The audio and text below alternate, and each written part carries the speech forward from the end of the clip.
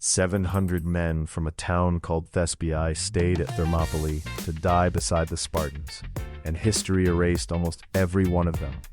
They weren't professional soldiers. They were farmers and potters. When every escape route was still open, they chose the pass. You know the number.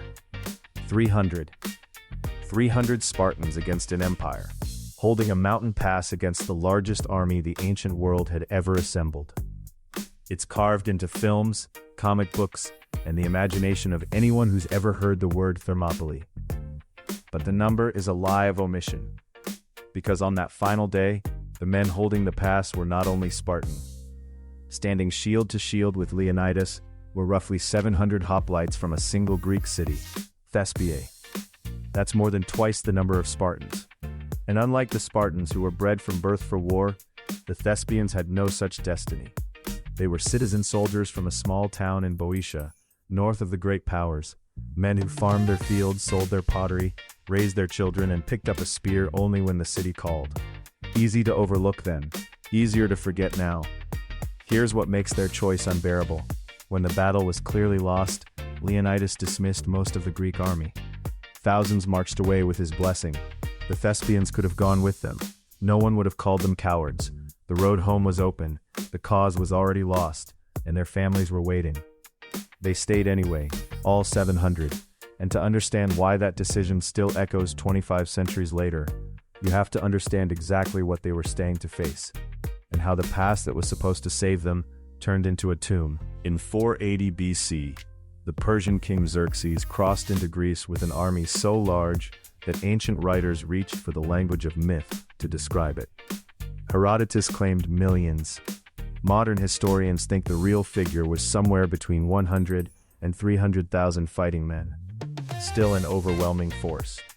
To reach the heart of Greece, that army had to pass through a bottleneck on the eastern coast, a narrow strip of land between the mountains and the sea called the Hot Gates, Thermopylae. In places it was only wide enough for a single cart.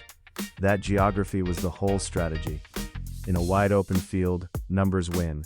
Cavalry sweeps the flanks, archers blacken the sky, and a small army is simply swallowed. But in a corridor a few meters across, numbers can't be brought to bear. Only a handful of men can fight at the front at any moment. A small, disciplined force could hold there, funneling the enemy into a killing ground where the Greek advantage, heavy bronze armor, long spears, and the tight interlocking wall of the phalanx counted for everything, and the Persian numbers counted for almost nothing. So a coalition of Greek cities sent an advance force to plug the gap. Leonidas led it with his royal guard of 300 Spartans. But he did not march alone, and this is the part the legend quietly drops. Alongside the Spartans came thousands of other Greeks, Arcadians, Corinthians, Mantineans, Thebans, and the men of Thespiae among them. All told, the Greek force at the pass in those first days likely numbered around 7,000, not 300, 7,000. For 2 days, the impossible held. Wave after wave of Xerxes' troops crashed into that wall of shields and broke against it. Even the immortals, the king's finest, were thrown back with heavy losses. From his throne overlooking the battlefield, Xerxes is said to have leapt to his feet 3 times in fear for his army. The pass was holding.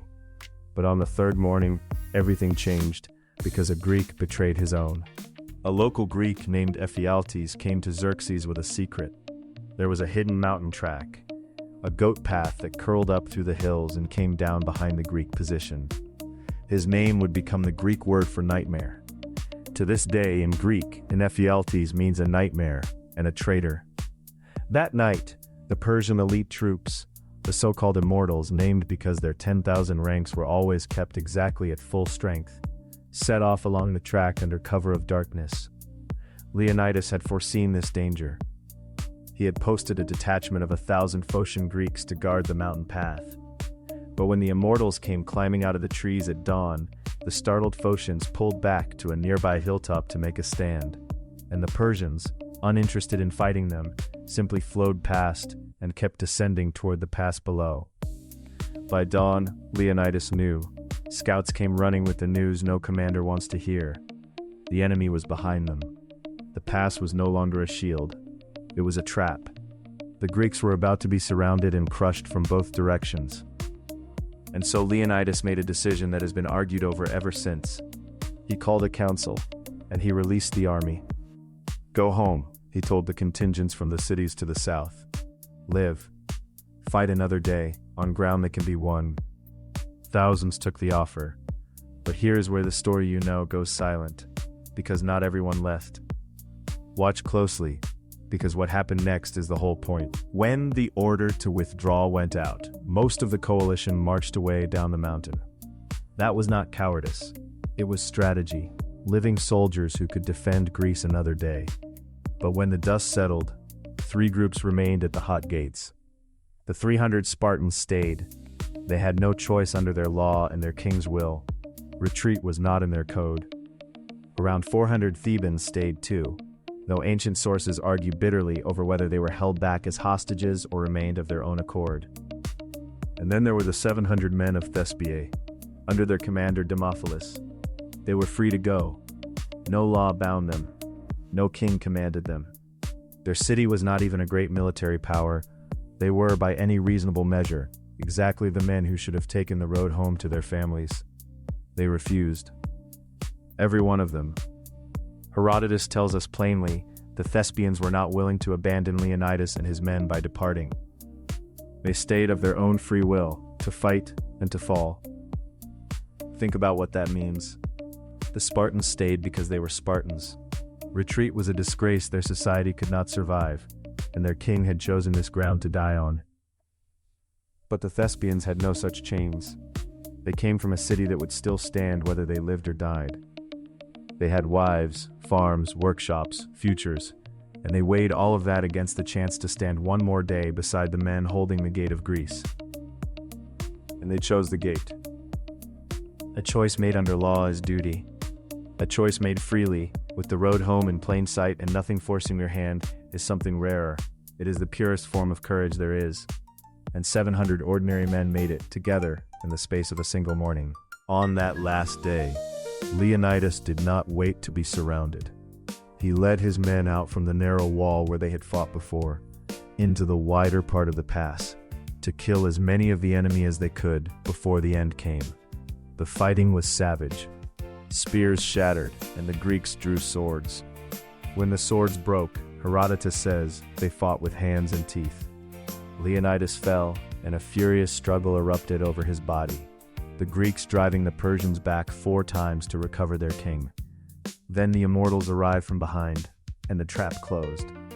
The surviving Greeks pulled back to a small rise in the pass, and made their final stand there, back to back on the hillock. And the Thespians were there for all of it. Not in the background, not as a footnote. 700 of them, fighting and dying in the same press of bodies as the men whose name would live forever. When the arrows came down like rain, they fell where they stood. Not one is recorded to have fled. Herodotus records that the Thespians won glory no less than the Spartans, and then history spent the next 2,500 years forgetting he ever said it. Their commander Demophilus died in that pass with his men. His son, according to later tradition, would live on carrying the memory. But the 700 themselves became a single line in an old book, a number swallowed by a more famous number. Why do we remember 300 and forget 700? Part of it is Sparta itself, a society that turned war into identity and produced the most quotable warriors in history. When a Persian envoy boasted that their arrows would blot out the sun, a Spartan reportedly shrugged, "Then we will fight in the shade." Lines like that don't come from Thespiae. They come from a culture built to be remembered. Part of it is the ancient sources, which lingered on the Spartans and gave the Thespians a sentence where they deserved a chapter. And part of it is simply that Thespiae was a small place, with no myth machine to keep its dead alive. A town that would itself be destroyed by Xerxes' army in the weeks that followed.